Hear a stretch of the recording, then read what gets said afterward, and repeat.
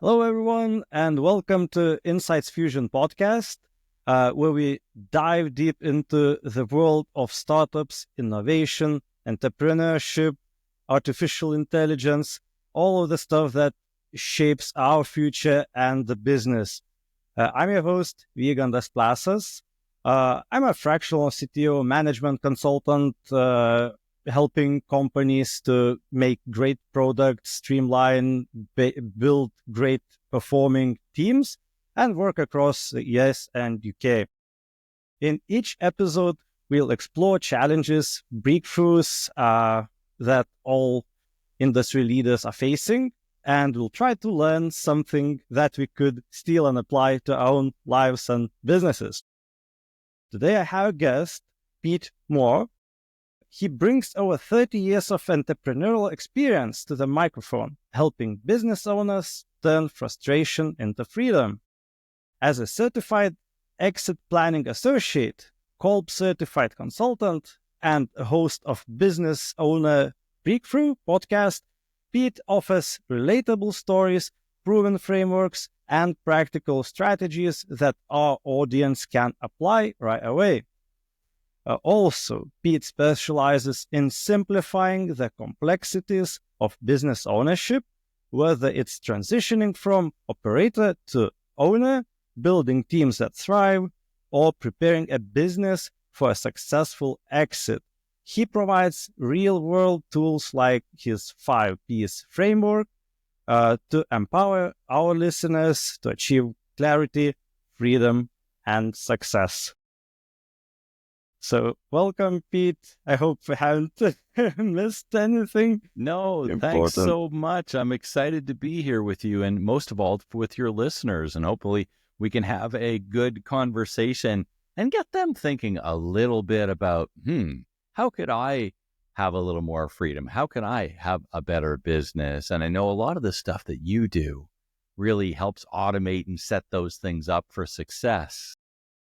Part of what I do is help them get their thoughts around even what might need to be automated and all of these sort of things, because it's one thing, we have all these ideas in our heads all the time. And it's all, most small business owners are idea people, and you're kind of rolling through this. But if it just stays in your head and you can't get it out into some sort of framework to make sense of it all so that you can give it and align and assign the process to it and the automation to it and all the different things, then it just stays in your head. And that's not so great for the growth of your business and the, the growth of your life as an entrepreneur either. Definitely. Since I have a couple companies myself, I'm really curious about all of that automation. So are we talking about automating, let's say, something like N8N, AI agents, all of that stuff, or are we talking about some other kind of automations? Well, just in the last few years, think of how many automations have come more mainstream, right? They've been around for a long time, but I'm not an automation expert. You are. But what I like to do is kind of start thinking about, and we can use automations, even something like ChatGPT, to start getting the flow going, right? And if we're thinking about this concept that we want to do in our business, part of the issue is just getting started in your thought process. And so how are you using automations maybe to help you get some thoughts out? Because as you know, not every automation is perfect, and certainly not the idea generators are always perfect. But from these different perspectives, it's like, if it can get you going and get you started into your thought process, and then you're prompting it properly to move through some of the things that you need to do, it's going to expedite getting stuff done. And I know a lot of your listeners are startup based, and I work more with existing companies as opposed to startup based. But even from a startup perspective, it's like, how much can we actually get done? Well, one early example a couple of years back, when something like ChatGPT just started, you can build a business plan in 15 minutes that would take you 2 weeks to do. When I started business 30 years ago, getting all the facts and figures together, getting all the stuff together, putting it all in a concise plan. All of these things make entrepreneurship easier and make entrepreneurships quicker to start. and make entrepreneurships sort of something that I'm not going to say everyone can do, but it's the idea of getting going isn't as daunting as it maybe once was. Oh, yes. Well, I even tried making a business plan with ChatGPT. Interesting. So I noticed that you put more accent on thought process automation and like catalyzing that initial thinking process. Could you elaborate a little bit more? Like, because I've come up kind with of get it, but I've come up with analytical tools to get the ball rolling because I like to sit down at my desk and I use my iPad with my stylus. I actually prefer to write things down when I'm in the initial thought process. And then I take it to a digital because that's just how I prefer to scribe it, and it kind of burns it in my memory. And then I take that and I'll digitize it essentially to move ahead into the next thought process. But whatever it may be, whether we're building a process, whether we're building out any of these things, even here we're on a podcast. We digitize our podcast and then we put it into Cast Magic, and Cast Magic does a whole bunch of stuff for us. And then, just thinking about, I used to write all my own articles. Well, I now edit most of them. I probably write about 15 to 20% of my articles because the database is so big. There's 200 different articles in there that it knows my thoughts. And so what I need to do now when I'm doing a podcast and we're taking that down into articles and emails and all the other stuff, I really become more of an editor where I'm adding in my own words, my own phrasing and all of that stuff. And I do it for my business too. I'm not only a business coach working with other business owners, but we actually have 2 shoe stores. So for the example of the shoe stores, there's all kinds of stuff that we've used automations for and continue to, and will always down the road use automations for, even stuff like descriptions for our shoes and different automations that are connecting through Zapier for, fundamentals from our point of sale system into our accounting package and all sorts of different things there. So, from the CTO side of things, there's so much to be done these days, but you have to start, from the business owner and business, senior business leadership team. First of all, we have to, if we don't want to do it ourselves, we have to have somebody do it for us. Not everybody needs to know AI. Not everybody needs to know all that stuff, but you need to at least have somebody on your team that's really good, right? Or an outsource partner like you that's really good, that's going to be able to come in and tell you and inform you and really have the understanding of what can be done so that you can then lead your business further on. Because if all you're doing is being mired down in every decision, well, automations can do a lot of decisions for you these days, depending on what it is. Oh, yes, definitely. So being messing around with like small, you could say,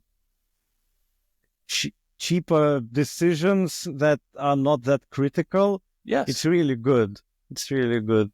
It is. I have a saying that I use a lot, and it's basically this: decisions need to be made at the lowest possible level of your organization.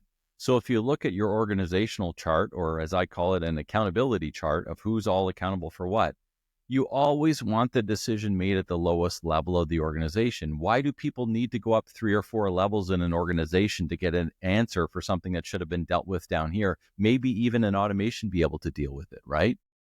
That's just frustrating the customer. It's frustrating everybody involved in that process that goes up and down the chain of command.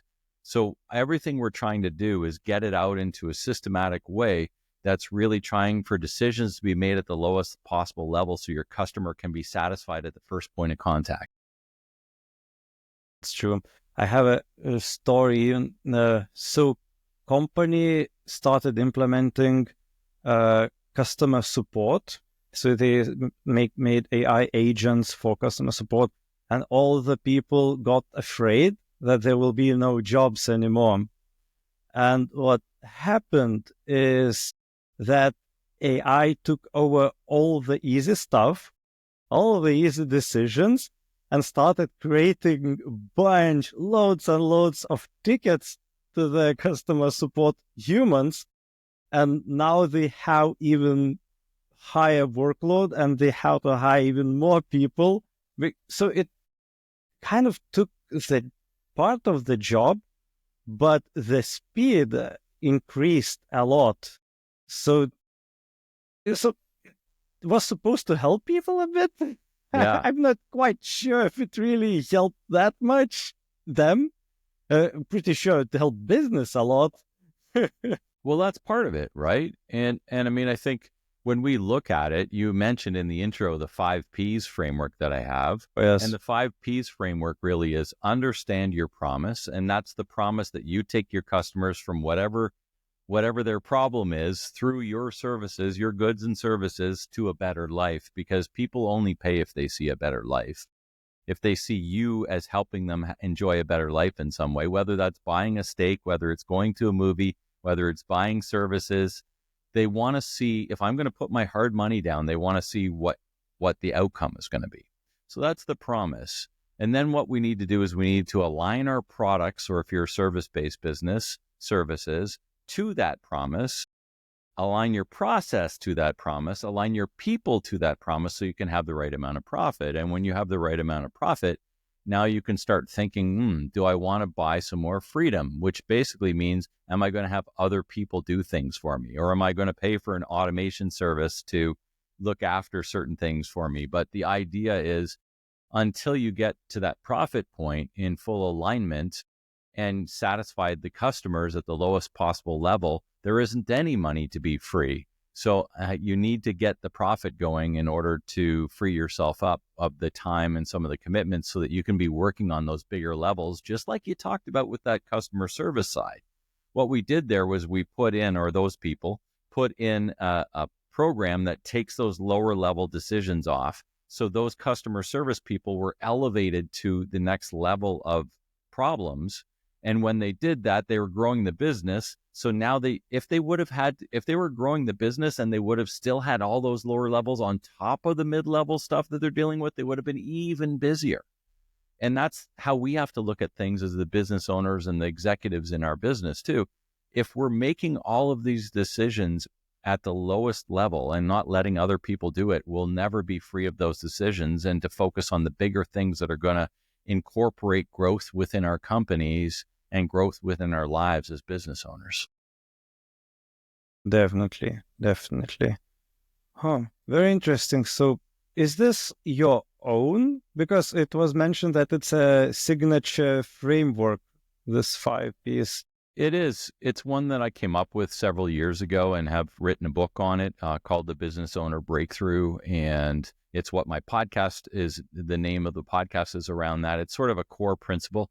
I like to come up with frameworks, and I often will come up with frameworks to get that business owner thinking, or the business leader thinking in different ways that are going to say, oh, we need to look at this, or we need to look at that in order to move ahead. And then once you've got your thinking right, now you can come up, if you are using outsource AIs and different things, now you can come up with, you've got the language that you want to use to input to start building some of these things out. Interesting. Very interesting. I like to get back to that, creating the ideas and the process. How could you give more examples, like how your clients are using it, maybe? The 5P model? Huh? Yeah. So, I mean, just the different, depending on what problem, because what I am as a business coach, I'm a problem solver essentially, right? So I help them get their head around the problems, because I'm not actively a consultant working for them and doing it for them. My job is to get them thinking and talking about what they need to do so that they can go and activate. So I'll use these different things that I've come up with that helps them get their thinking around it. So I'll use another one in accountability. So I've got another framework, and it's called the CMA. And the CMA really is, as a business owner or business leader, you need to be working this year and every year on mastering these three things: communication, management, and accountability. You need all three. And we need to be master communicators, both to our outwardly focusing to our clients, inwardly focusing to our team, and also focusing on any of the outsourced suppliers, other outsourced suppliers that help us deliver our promise. So if you outsource marketing, or if you outsource human resources, or you outsource CTO, any of that sort of stuff, those people need to be in full alignment. And you need to be the master communicator, because they don't know what you're thinking if you're leading the business. You need to be a master communicator. 2, you need to be master of the management structures of those. And 3, you need to be the you need to be the master of accountability. And most are decent at the management side. There's often a lack of good communicators, and there's often a lack of accountability in a lot of small to medium-sized businesses. And on the accountability side, one of the frameworks that I use, which helps us put stuff into process as well, because we're thinking in the accountability, like, if I'm not going to do this, who's going to do it?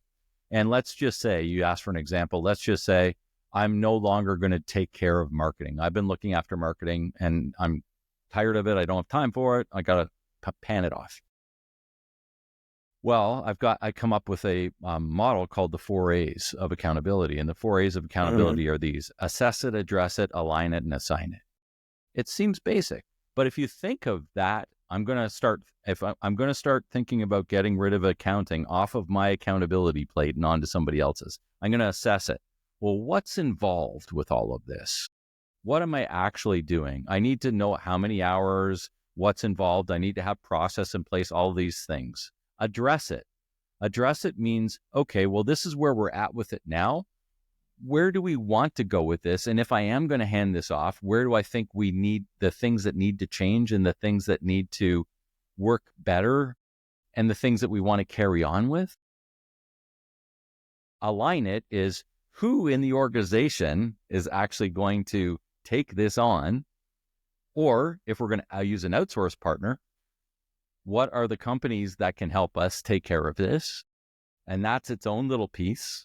And then the last piece is, and this is the one that often gets lacked, it often doesn't work out so well, you need to assign it. You actually have to hold that person accountable. And this is where a lot of small, medium business owners tend to let things lax. They're okay with getting those first 3 done, and they'll actually assign it and they'll say, okay, you're now the marketing person. But then they're completely hands off, and they don't want to see anything about it anymore because they're so fed up or tired with it. By the time they got to that point to release that accountability, it becomes a real problem. But as the leader, you need to have your dashboards in place, and you need to know those key principles, those key founding information, bits of information that are going to help you make the bigger decisions from that accountability. And this is all the stuff that comes into play. And that's why I really think from a leadership perspective, the overarching principles are hone up your communication, hone up your management, and hone up your accountability. And it's most often communication and accountability that are the most lacking for small businesses. And the management piece of that is going down, and operating piece of it are the 5 Ps. Understand the promise, make sure it's still in alignment. Do people still want what they've always bought from you? Because a lot of times things change. And if you haven't changed that, it's time to look at that. And then we're aligning our product. Oh, maybe those products aren't valuable like they once were. Got to go back and look at that. The process. Oh, well, maybe new things have come on board that do it even better. Maybe we should change our process. Some really bad language that you hear out there is, well, we've always done it that way. Oh, yes. That can be sort of crippling to growth. Definitely. I think it would be really healthy to go through that 5 Ps framework at least every half a year, I think, to check what you're doing. We do it in every meeting. We have a meeting structure, and it's what I coach to. So you want to basically be going through it from a yearly perspective, your quarterly perspective. We do it on a monthly perspective and a weekly perspective as well. So basically you're working through all of those pieces And since I wrote the little book, I've added in one more that's often on the plate. It's called promotion. So yeah, we do need to talk about promotion as well. So it's actually 6 P's now since the book. But from our meeting structure, we always add that promotion piece in there too. And we talk about profit, and we talk about all of the different, we talk about the people. The people aren't just your ideal customers, they're your ideal teammates, and they're your ideal outsource suppliers. So is this outsource supplier still working for us, or do we need to look for someone else? Is this person in accounting still working for us, or do we need to look for someone else? Are these customers truly our ideal customers? And if they aren't, should we be looking for someone else? Like, those are ongoing conversations that you don't just have once a year. You might look at the big picture once a year, but we want to take it down and hit our quarterlies, hit our monthlies, and hit our weeklies with it too. So every meeting structure really revolves around those 6 things that are taking us to make our year and taking us to grow what we've planned on. Interesting. Imagining a large company, let's say there's a board, CEO, the executives, let's say there's VPs, those like senior director, other directors, and then let's say managers and individual contributors and leads. So from the very top goes down, and who is the last to benefit from this framework? I'm guessing it's not probably for ICs, right? I think everybody benefits from it because it becomes your communication structure. It is the way you communicate up and down. So you involve the whole company, like from the top to bottom.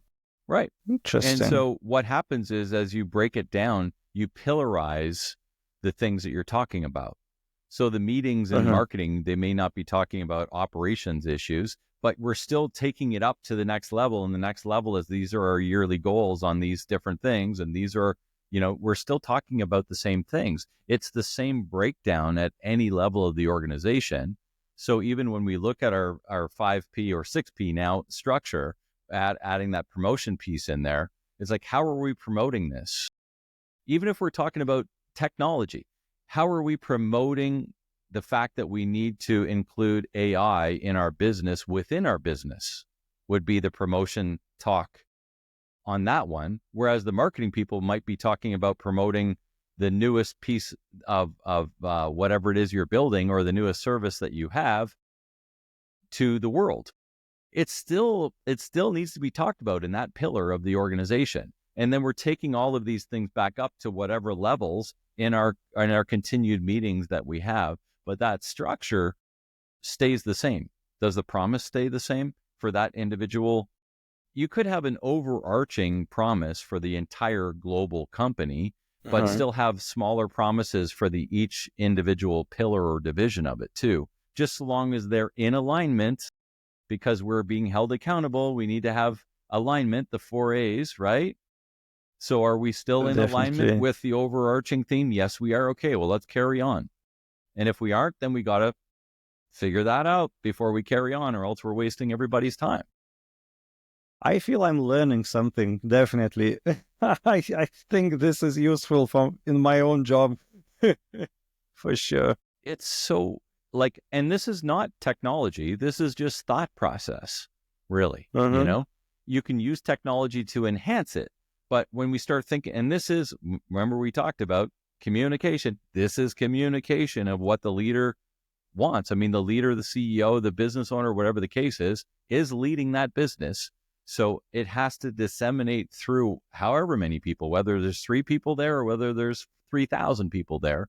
It has to get up and down that chain of command so that we can respond to the shareholder. And sometimes that shareholder is that leader, and sometimes it's a public corporation, whatever the case is. But how do things move up and down that organization? Well, it really happens in the same sort of fashion, but we need to have some sort of way. So our meetings literally start off by saying, hey, is the promise still in alignment? Yes, it is.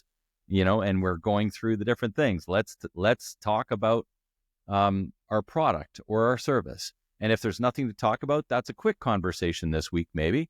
The next one is process. Oh, well, we've had to renegotiate how we do our purchase orders and all this stuff. So our process is changing. Okay, well, let's spend a bit more time on process this week. and we have 2 new people in our department. So let's talk about people in that department. We don't have anything to talk about because everybody's satisfied on the customer basis, but we're still going to hit people. And this week, the people portion is about our 2 new people, or the one person that is going to leave on maternity leave because she's going to have a baby, or whatever the case is. But now everybody's in the know. Everybody understands that these are all the moving pieces of the business. And if that's the case, then we can go ahead and do what we're accountable for in our individual jobs as part of that accountability structure in order to make everything happen all the way up the chain, no matter how big the chain is. Nice. Yes, and if you keep doing it all the time, and as you mentioned, you might not always have all the pillars to be discussed, all the steps, but if you will keep doing it, it won't be that much of a burden in the call, in the meeting. It's not. And everybody knows we're going to talk about these things, and everybody comes once prepared. You start doing it in your regular meeting rhythm, it's like, we're going to hit every one of these. Are we good with this? Are we good with this? No, I've got actually something to bring up in that one. Oh, okay. Are we good with this? Are we good with this? Are we good with it? And then at the end of it, it's like, okay, let's adjourn the meeting. We'll take our sort of notes away from it, and then we're going to send it back up the list if there's somebody else that needs to know about it, or send it out to the other divisions if they need to know about it because they're part of the bigger decision making. But essentially, we've got those key things covered in a way that everybody in the organization understands, so that we're working together for the common goal of delivering the promise to the client, because that is the common goal. If we don't have a client, we don't have a business.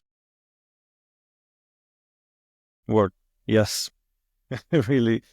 I think I will buy the book. It sounds really something awesome. I need also. Well, it's available on Amazon, so you should be able to grab it over there.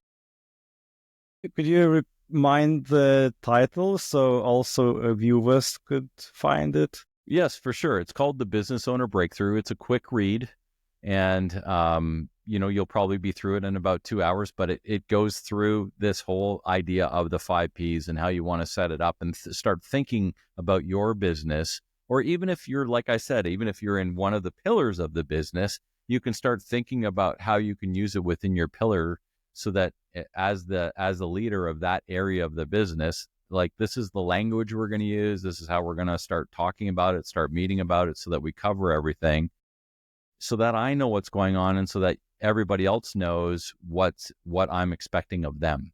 And then we take it down into those accountability structures, that 4A, and then we have clear, aligned accountability structures that everybody knows in the communication side of things, who's responsible.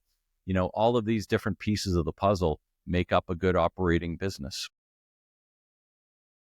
Cool. All right. One more thing. So in a brief, I noticed that there was mention that you need to be exit ready, and that every business should care about it, even though they are not exiting, and they might be even far from that. So What does that mean? What's the idea behind it? Well, as you mentioned in the intro, one of the things that I do as a business coach, I'm a certified exit planner. So I help businesses get ready for exit. But the reality of it is that every business should be ready for exit. You should start thinking about the exit plan right from day one. And if you haven't given it much thought, that's okay. But when should you start? Today. You should start thinking about it today, because someday there's a guarantee. Someday you will exit your business. Yeah, hopefully. You will, no matter what. There is a day down the road that you will exit your business. And I'll tell you, 50% of businesses, the owners exit not when they want to, but when they have to. Everybody dies. Interesting. Oh. Everybody dies. Another thing that causes a lot of business exits, divorce. With 1 in 2 marriages breaking in divorce, often divorce causes the failure of a business, because they need to split equities, and there's all sorts of different things, and it causes the disruption in a lot of small business. Here's another one. Disability. If you got cancer and you're out of your business for 6 weeks, 6 months, a year, is that going to cause major disruption in your business, potentially to the point where you would lose your business? Or if you got in a car accident and you couldn't actually, if you were, both of your arms were broken and you were in cast and you couldn't type and you couldn't do anything, or whatever the case is, you couldn't walk, would that cause problems for you? It does for a lot of people. So there's a lot of reasons why people need to be exit ready. And if that kind of thing happens to you, and let's hope you're not one of those people that it does, but a lot of business owners hang out with business owners, and you probably know someone, if you're listening to this now, that something like that has happened to. It could happen to you. And if you're not exit ready, you're going to leave money on the table, because if something like that happens to you and you do need to sell your business, or somebody else needs to sell the business for you because you're incapable of doing it, they need to have everything ready. It has to be ready to go, or else you're going to leave dollars and value on the table. And if that's the legacy that you're leaving to your family, you're not giving them what they deserve or what you had planned for. And if you would get, let's say, into that accident, by the time you get to the sale of it, it will sustain probably significant damage already, because everything will start, go down, things will start breaking, maybe people won't get salaries. So, but that's what we started off by saying. The idea here is to move you to an area where you are working on the big things, and everything that's actually generating the money and all of that sort of stuff is being done by people other than you. We're trying to align and assign accountability and authority to other people that can take care of the day-to-day operations for you, so that you can then work on the bigger pictures. And if you are away, and I'll give you a prime example, I'm taking off in about 2 weeks' time, and I'm going to go away for a month because I want to actually go away and enjoy some time off. Well, I've done it for a couple of weeks here and 3 weeks there and stuff like that, but I've never done it for a full month before without having any contact with any of my management team. And they know that this is a test for us too, to see how good our systems are, to see how good our accountability is, to see how everything happens without me at all involved in the shoe store business for an entire month. And so, I already have a pretty good idea how it's going to go, because they already are running most of the things for me. So I feel very confident in leaving for the month. But at the same time, I've given them sort of this idea that, hey, listen, unless the place burns down, I don't want to hear from anybody, because we're testing this as a risk thing for my business and as an insurance policy for my business, that if anything ever does happen to me, the business carries on and goes through. The back end of that, of being exit ready, is, okay, well, my wife knows what to do when she's got to take care of things. She knows the lawyer to contact, the accountant to contact. She knows the two people on my team that really look after things, has a good relationship with them. We've talked about all of this kind of stuff. Like, this is exit planning.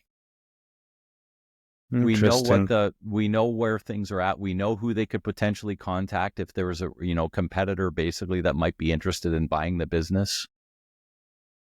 There's a list of several different businesses there of people that may be interested in buying that they could contact. She knows a business broker that she could get a hold of. So all of those kind of things are listed out. Even in my case, it's not 100%, but it's probably 95%. And for a lot of people, they're at 5%. And my goal for them is to really say, hey, listen, you do have to give this some thought. You do have to spend some time on this. You do have to have things exit ready, because if one of these things happens, death, divorce, disability, distress, these partnership disagreement is another one. If you have a partner and you guys butt heads and one of the partners says, I'm out, that causes a lot of business failures. Yeah, half of operations goes away. So we need to plan for this. You can't expect it not to happen, because it does happen, and you probably know someone it's happened to. So your best bet is to start planning for this kind of stuff today, so that you're ready to go if and when it happens. And then, you have the choice of exiting when you want to exit if your business is exit ready. I'll flip it back to my own again with Shootopia. I really don't, I work about a day a week at Shootopia. And the rest of the time I help other business owners and do my coaching. And from the business perspective, I mean, the Shootopia is pretty much exit ready, but at the same time, for what I'm putting in, I get a good return.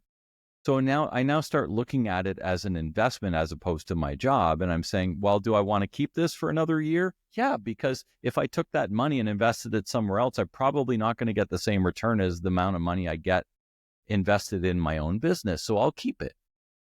But if I did want to sell, or if I did get a bad diagnosis and maybe got cancer or something, or maybe I got divorced, or maybe I was disabled and I had to make that choice, at least it's that far ready and I don't have to spend, and the other people around me that I love have to spend and go through the aggravation of getting this thing exit ready.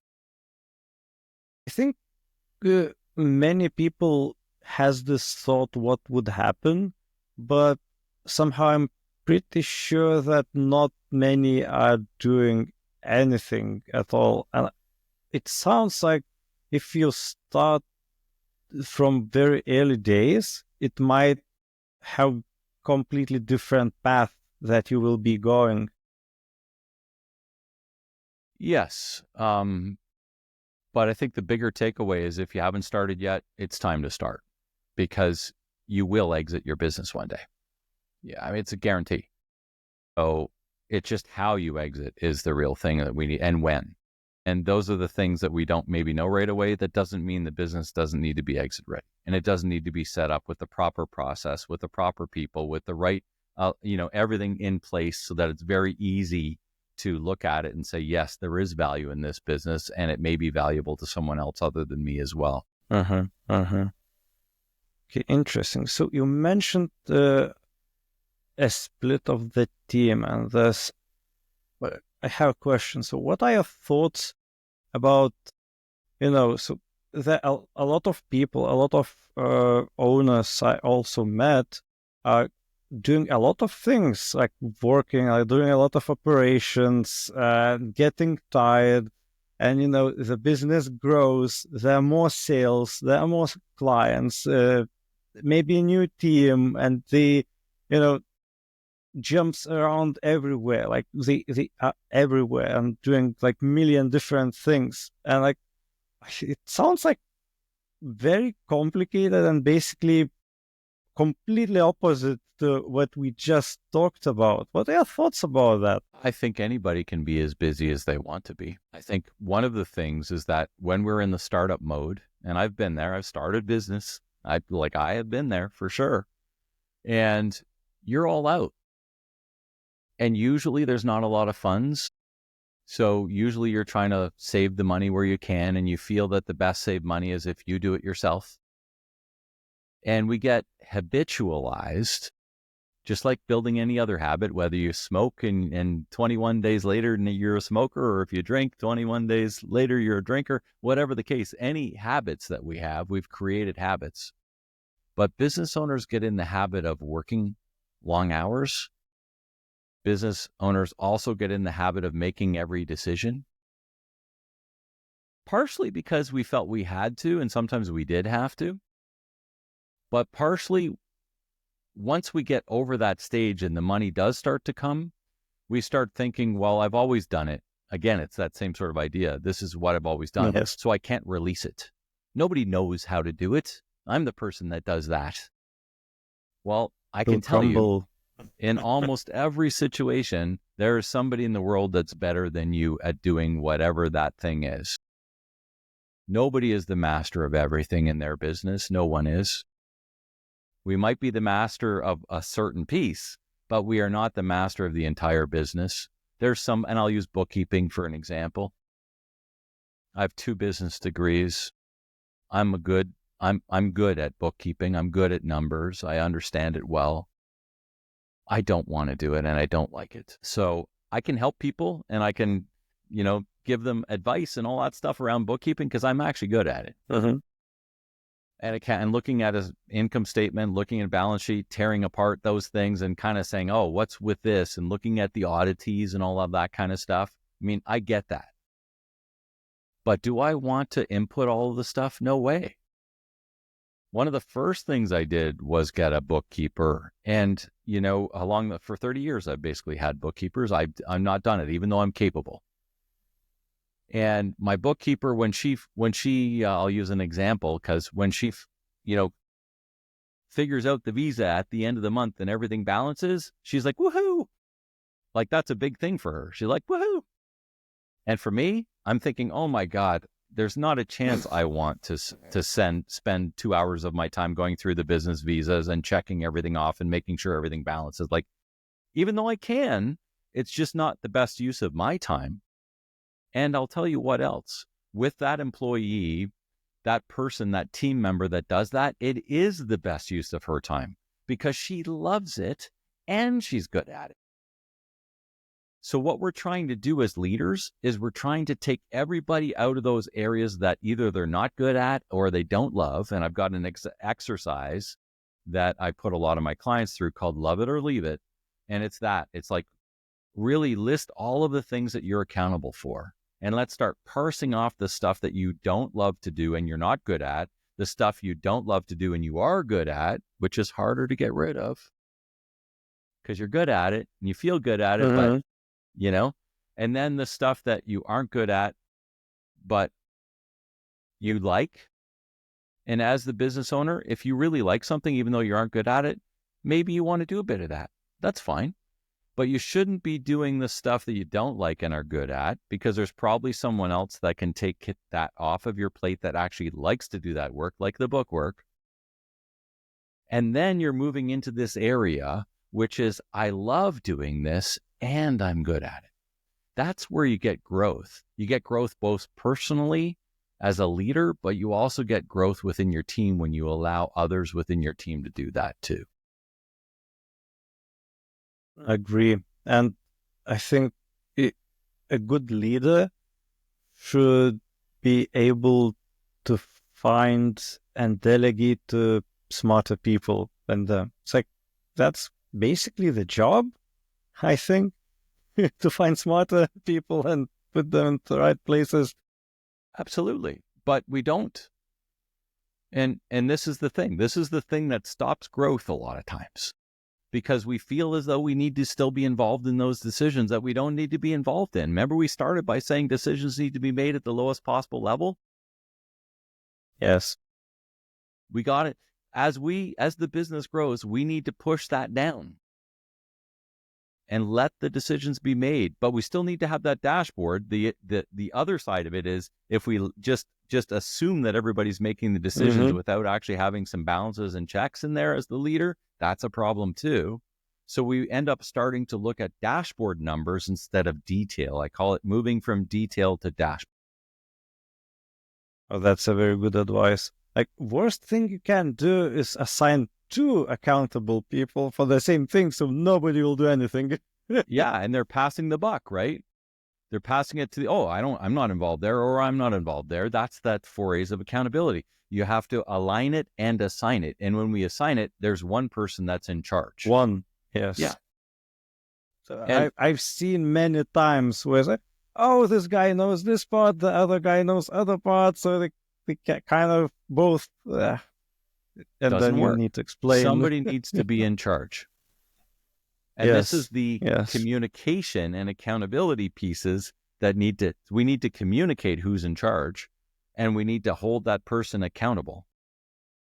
And they need to understand that they're in charge and they have certain accountabilities. So we laid out that process and we lay it out in their job description and everything else. And this is your charge. You're now in charge.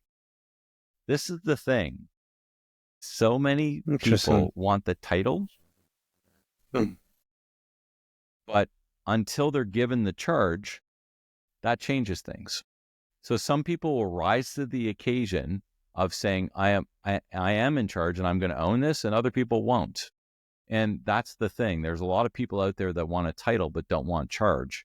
And that's a cultural thing in a small business. And if that's the culture, that's a problem. In a small business and a medium business and a growth business, we need to have people that want to be in charge and want to, to run with that and to also be accountable, so that we're structuring that into potentially their salary, right? Their salary could be dependent upon that, depending on what they're in charge of, and should be, in my opinion.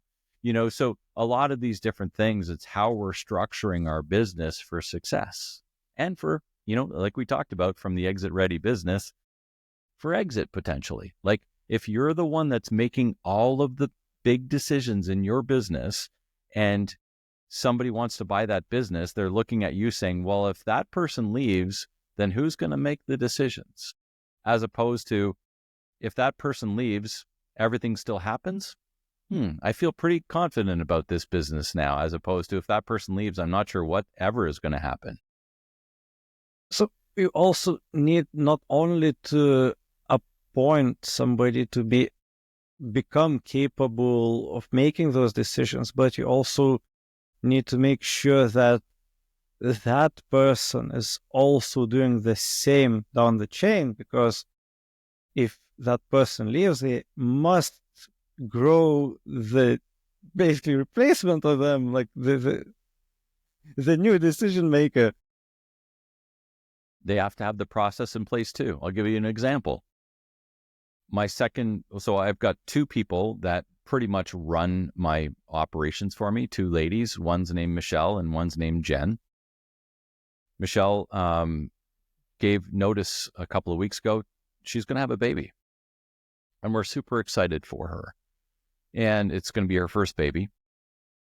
I'm in Canada, and in Canada, you're allowed to take up to a year off.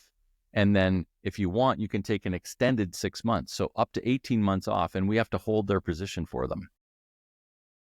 And she's a key person for me. And she gave me 6 months notice saying, hey, I'm going to have a baby in July. So, she's awesome.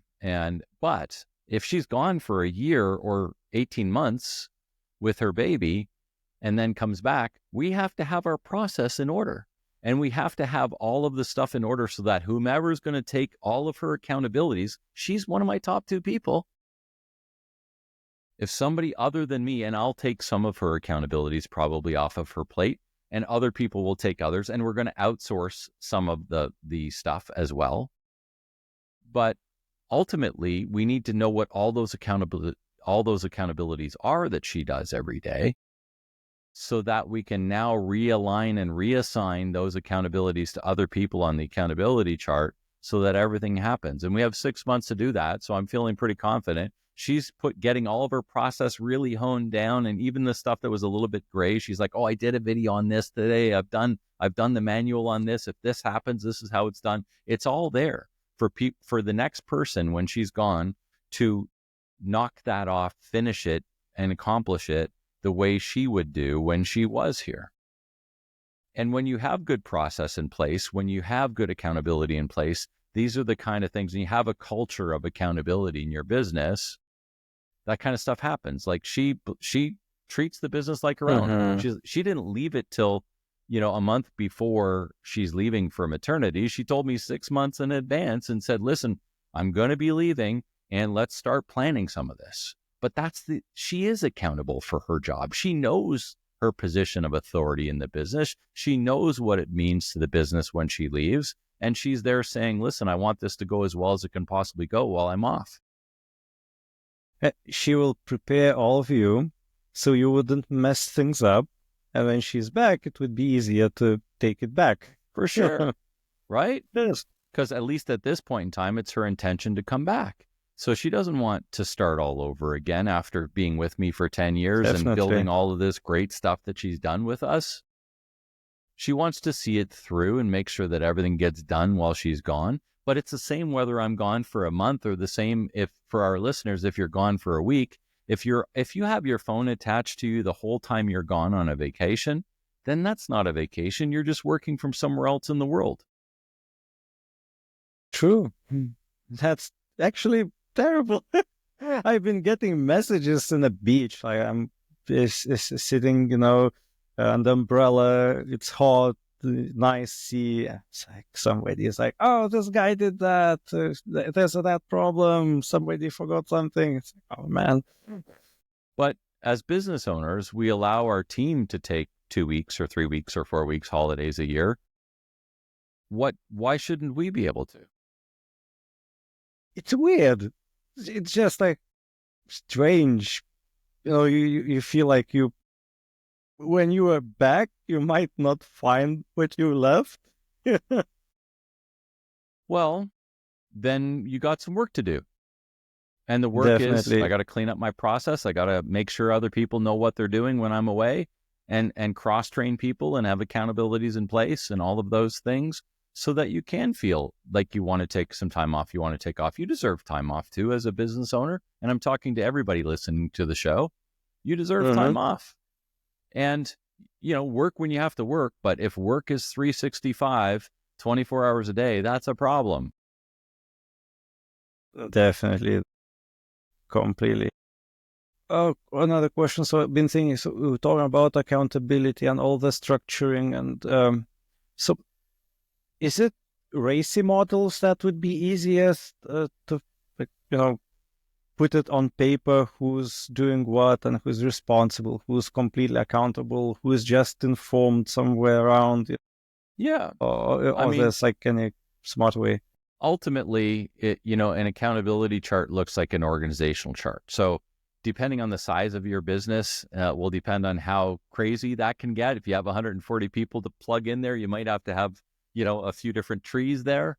But again, I'm tool agnostic, I guess, is that you use whatever tool works for you in order to get it out there. The biggest thing from a leadership perspective is that it's in a way that people can understand from your communication side of things. We need to have this in a way that everybody can understand. I'm a big believer of posting your accountability chart in the office where people go for lunch. Like, it should be there. And when you have a new person, that accountability chart gets updated. And when somebody leaves, that accountability chart gets updated. Everybody needs to know at any given time who they need to talk to get the decision that they need to get in order to do the stuff that you've asked them to be accountable for. And if there's any ambiguity there, if there's any sort of question, that's a problem. And that's a leadership problem. The leader has to really make sure that everybody understands where decisions get made. Because if they don't, the leader makes every one of them. And that's a problem. Yeah, a big one. So today we learned a lot, and I think this is really actionable. And like we discussed 5 P's framework, which also includes 4 A's framework. So it's like 5 P's could be 6 P's now, talking about promotion. But basically, it is reassessing what is the promise, what is the product, what is relevant, and basically it's like a cycle. Also, we discussed that it's really wise to be exit ready, and if you get into that mindset, you will reshape your business differently. It will have direct impact on your workload and how many decisions you have to make. For sure. It's like we covered really a lot, and we can actually start doing some transformations from today. So, all right. Is there anything else you would maybe want to mention to the audience? I think, if you're interested in any of these concepts, we had already mentioned the book, but you can go to Pete Mohr, and the spelling of my last name is Mohr, so pete-mohr.com. And there's a yellow button there, Speak to Pete. I'm happy to hop on a call with you for 15 or 20 minutes to kind of go through the frustrations that you may be feeling in your business. But also, there's a bunch of other stuff there too. And it links to all my other sites, my podcast, the Exit Ready business, which is Readiness.com, which is all around that. Colby Coaching, which is another thing that we didn't talk about today, but it's all around your people and having the best people in your business. So much there, lots of free downloads. So there's lots of information that you can get to improve your business. My goal is to help you enjoy a better life. And if you think of it, as we cap this one off, most small business owners got into business to begin with because they said, if I have my own business, I might enjoy a better life. Maybe I don't want to work for somebody. Maybe I don't want to be told what to do. Maybe I want to make my own calls. Maybe I'm okay with the risks involved. Maybe I want to set my own time and do what I really, truly want to do. The question that I have for everybody listening is, if you're not already doing that, then you have some work to do. We need to set our business up to prop up the life that we want to live as business owners, as opposed to us always propping our business up. And if you find yourself, like I said, 24 hours a day, 365, propping your business up, holding it up there with all of the things, then maybe we should talk. Maybe we should actually start getting some of the stuff out of your head and onto paper so that we can craft a few things, align some accountabilities, and get your business ready so that you're enjoying the life that you want to live as a business owner. Thank you. It's very well said. Really, really good words. Thank you very much. Thank you for sharing your experience, frameworks, and how to fix everything. I hope people will get in touch with you. And yeah, it was a pleasure to meet you. And for who's viewing or listening, follow, subscribe, and we will meet in the next episode with another awesome high-end expert in the field of entrepreneurship, business, management, and optimization. Thank you, and have a great day.